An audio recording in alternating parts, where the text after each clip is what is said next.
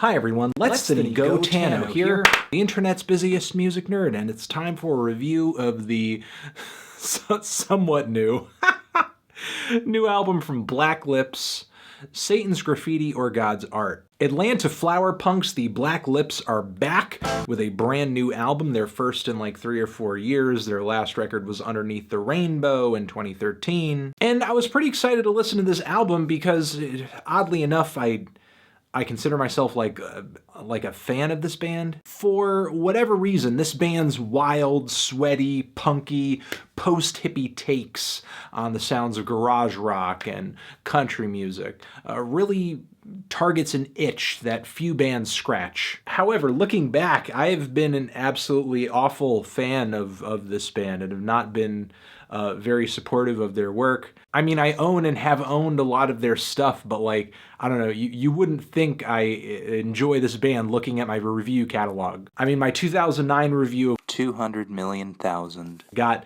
deleted because I deleted a lot of my back catalog because it had like song clips in it. Their follow-up, Arabia Mountain, produced by Mark Ronson, I just wasn't really sure what to make of the slightly cleaner sound the band was delivering at the time, and it really took me a while to come around to that album, which I eventually did. And when I did, it was really just kind of too late to make any significant comment about the record. And their last album, while it's easily one of their worst, I feel like I could have done better about giving that album the time of day, because after revisiting it to sort of prepare for this new review over here, there definitely were more songs that stood out on it now than there were when I initially interacted with it. And now I'm incredibly late to say anything about this new record over here, and basically I suck. I'm an idiot. I'm a piece of shit. However, all of that being said though, I did at one point in time give a copy of Arabia Mountain to Mick Jagger, and I would like to believe that all of my sins committed here have been atoned for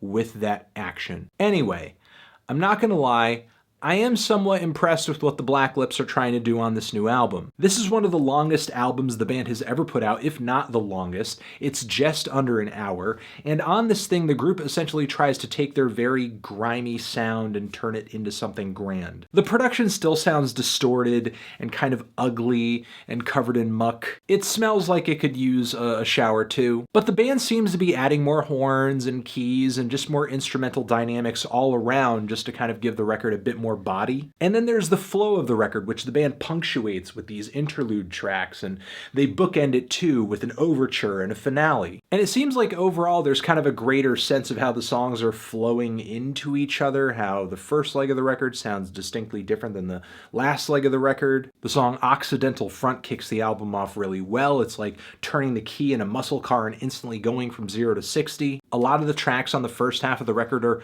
unruly and visceral and nutty, which are contrasted very nicely by Come Ride With Me and In My Mind There's a Dream and Lucid Nightmare, which have a very grim, creepy tone to them. And even though you do have kind of different musical and emotional vibes throughout the record, the entirety of it kind of has this, you know, weird backwoods sort of backwater vibe to it that kind of maintains throughout. It's very rootsy and rusty and dirty and raw. You know, so there are a lot of highlights along this very long track list. However, I feel like the devil is in the details of this record, because I really do question whether or not this intro, this outro, these interlude cuts, do they really add anything to the album other than just filler, other than just to simply just pad out the runtime? I mean, not really. You know, the song Got Me All Alone has a very gruff and drunk and low-down dirty biker band sort of feel to it, but I feel like the band hits a moment of tediousness on the song as they're just kind of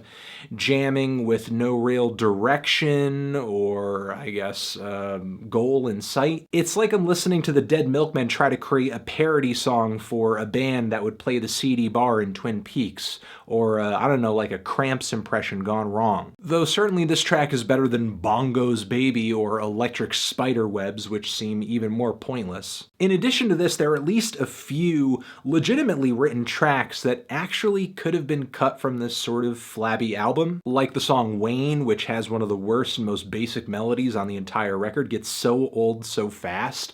And even though this track has just maybe a stronger narrative voice coming out of the lyrics, it doesn't make up for the fact that it's just a lackluster song. And on the song The Last Cul-de-sac, I mean, I am kind of torn on the song. I do like the themes of suburban rot going on in the lyrics, but I feel like the chord progression here is just an old folk rock cliche, and the band is, I don't know, just kind of playing it a little mild here. Like maybe the song could have been a bit more exciting if they put more oomph on it, more stank on it, more guts in it, but they really just kind of decided to lay back and just play it sort of safe. And the song We Know is a track that sits kind of nondescriptly in the Black Lips canon. Like there's so many tracks previously in their back catalog that sound very similar to this track in music, in production, in vocal performance. After listening to it again and again and again, I couldn't think of a single thing that to me made it stand out or seem even a little special in the grander scheme of the Black Lips discography. Still though, there are more highlights that I could list off. The very dark and dreary Can't Hold On.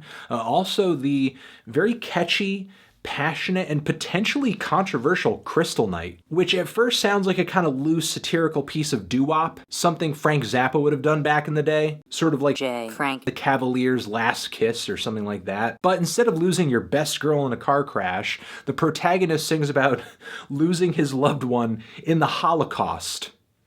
Kristallnacht. You know, there's obviously like a bit of social awareness to this song, but there's a note of very dark humor as well. The song Squatting in Heaven is one of those Black Lips tracks that finds beauty in a really chaotic and noisy performance. And the song It Won't Be Long is a very short but menacing banger about seduction. You know, overall it's a decent album. I appreciate again what the band was trying to do with this thing, write a record that is very long and feels big and feels grand, but I feel like musically and sonically they didn't experiment enough to make this record feel as fresh as it possibly could have. And a lot of what they did to pad the album out and make it feel like a grander experience was just sort of throwing filler into the track list. There's a very good like 12 track album in the track list here, a good 10 to 12 track album in this thing, but it's just kind of in the rough. Still though, I continue to love the band's sound, their style, their snotty, brash demeanor, and I'm looking forward to what they do next and just crossing my fingers hoping that there's less fluff in Black Lips' future. I'm feeling a strong 6 to the lightest of 7s on this thing. Transition. Have you given this Black Lips album a listen? Did you love it? Did you hate it? What would you rate it? You're the best. You're the best. What should I do next? Hit the like if you like. Please subscribe and please don't cry. Just leave an angry comment in the comments if you're angry. Over here next to my head, you can check out my review of the new Lana Del Rey album, also produced by Sean Ono Lennon, who produced this Black Lips album over here, did some production on this record. And yeah, shout out to him. Cool. All right. Forever.